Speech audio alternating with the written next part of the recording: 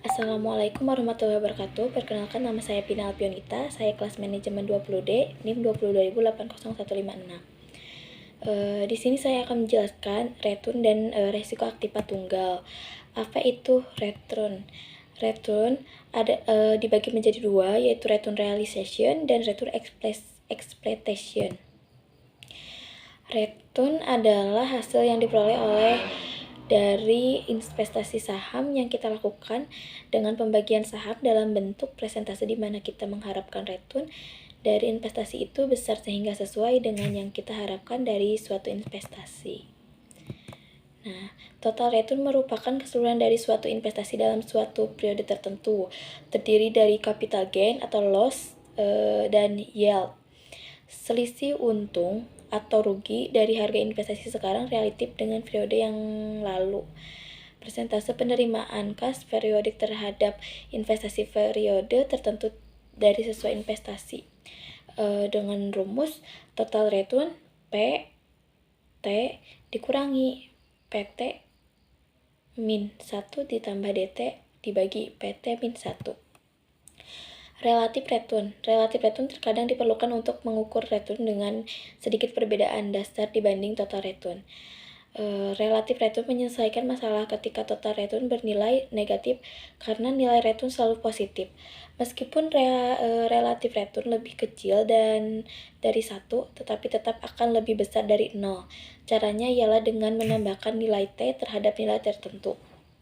Nilai return total. Relatif return diperoleh dengan rumus relatif return sama dengan return total plus 1. Kumulatif return. Indeks kemakmuran kumulatif ini menunjukkan kemakmuran akhir yang diperoleh dalam suatu periode tertentu. Berbeda dengan total return yang mengukur total kemakmuran yang diperoleh pada suatu waktu saja. Kumulatif return mengukur kemakmuran yang diperoleh sejak awal periode sampai dengan akhir dipertahankannya investasi. Keterangannya dengan rumus IKK. IKK itu indeks kemakmuran kumulatif mulai dari periode pertama sampai ke N. KK dalam kurung 1 R1. KK itu kekayaan awal, biasanya digunakan nilai rupiah 1. R1 dalam kurung 1 ditambah R2 titik-titik 1 ditambah RN. RN ini return periode dikurangi T mulai dari awal periode tertentu sampai ke akhir periode T tambah N. Return disesuaikan. Semua return yang telah dibahas semuanya mengukur jumlah satuan mata uang atau perubahan jumlah, tetapi tidak menyebutkan tentang kekuatan pembelian dari suatu mata uang tersebut. Untuk mempertimbangkan kekuatan pembelian suatu mata uang, perlu mempertimbangkan real return dari inflation adjusted returns. Rumusnya RIA sama dengan dalam kurung 1 plus R tutup kurung dibagi di dalam kurung 1 plus IF. RIA return sesuai inflasi. R itu return nominal, IF itu tingkat inflasi.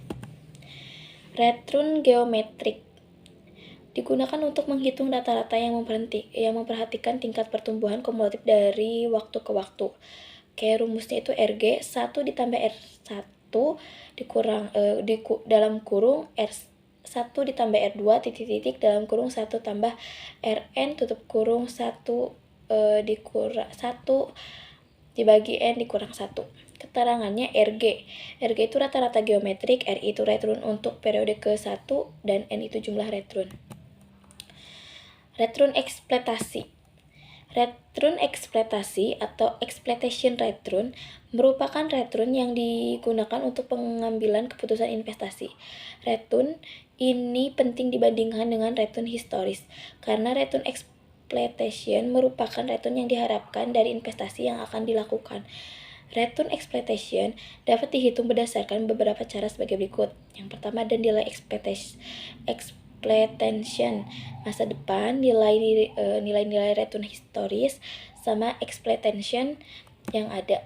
Berdasarkan nilai ekspektasi masa depan, adanya ketidakpastian tentang return yang diperoleh masa mendatang, sehingga perlu diantisipasi beberapa hasil masa depan dengan probabilitas kemungkinan terjadi. Return ekspektasi dihitung dari rata-rata tertimbang berbagai tingkat return dengan probabilitas kejadian di masa depan sebagai faktor penimbangnya. Berdasarkan nilai historis, kenyataannya dalam menghitung hasil masa depan dan probabilitasnya merupakan hal yang tidak mudah dan bersifat subjektif. Akibat perkiraan yang subjektif ini, ketidakakuratan akan terjadi. Untuk mengantisipasi kelemahan ini, ekspektasi masa depan yaitu tidak mudah diterapkan dan subjektif, sehingga menjadi tidak akurat. Metode yang sering digunakannya, yang pertama ada metode rata-rata atau mean. Diasumsikan return ekspedisi dapat dianggap sama dengan rata-rata nilai historinya.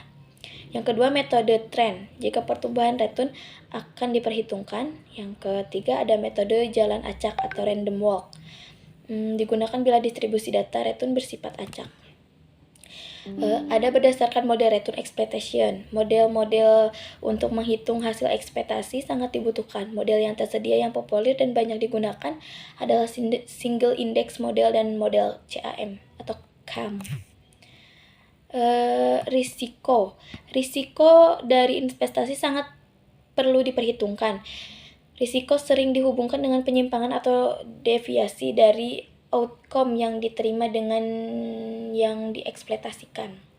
Risiko dapat dihitung berdasarkan beberapa cara sebagai berikut. Yang pertama ada berdasarkan probabilitas, yang kedua berdasarkan data historis. Menghitung risiko menggunakan data probabilitas menggunakan varian. Deviasi standar yang dapat digunakan untuk menghitung risiko. Menghitung risiko menggunakan data historis. Risiko yang diukur dengan deviasi standar yang akan menggunakan data historis. Nilai ekspektasi yang digunakan di rumus Devian standar dapat berupa nilai ekspektasi berdasarkan nilai rata-rata historis atau trend dan random walk. Terus ada juga hubungan antara return ekspektasi dengan resiko. Return expectation dengan resiko mempunyai hubungan yang positif. Semakin besar resiko suatu sekuritas, semakin besar return yang diharapkan. Sebaliknya, semakin kecil return yang diharapkan, semakin kecil resiko yang ditanggung. Mungkin video pembahasan dari saya cukup sekian. Jika ada kesalahan, mohon dimaafkan. Wassalamualaikum warahmatullahi wabarakatuh.